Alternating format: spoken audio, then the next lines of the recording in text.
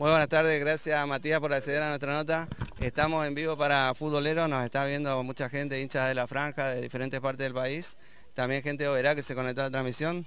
Excelente triunfo, lo dieron vuelta sobre el final cuando parecía que ya no pasaba nada en el partido. Aparecieron la capacidad goleadora de Almirón y Báez. Y bueno, ¿cuál es tu impresión que no podés contar cómo viviste este partido desde adentro de la cancha? Sí, la verdad que un partido muy difícil, ¿verdad?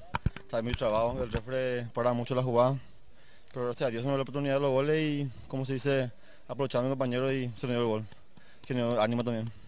Buenísimo, esto le deja de cara a la instancia final con buen envión anímico, ya que tienen que jugar también la final de la liga. ¿Cómo se piensan preparar esta semana? Hoy descansar, mañana continúan los entrenamientos. Sí, paso a paso nomás, gracias al Señor de arriba que nos ayuda mucho, vamos a lograr el objetivo que es el campeón. Un grupo muy humilde, la verdad, todos somos unidos, gracias a eso estamos donde estamos. ¿Querés mandar algún mensaje? Hay mucha gente en la franja, como te decía, que nos estaba enviando saludos. ¿Querés mandar algún mensaje a todos los que están en vivo? Sí, le esperamos nomás el domingo, la final. Ojalá que vengan todos, su apoyo no va a salir mucho, la verdad, para que en un triunfo ellos nos dan el ánimo. ¿Ya está confirmado entonces el domingo? Sí, creo que domingo jugamos, así nos dijo el profe hoy, posiblemente domingo. Y que sea lo que Dios quiera, la verdad.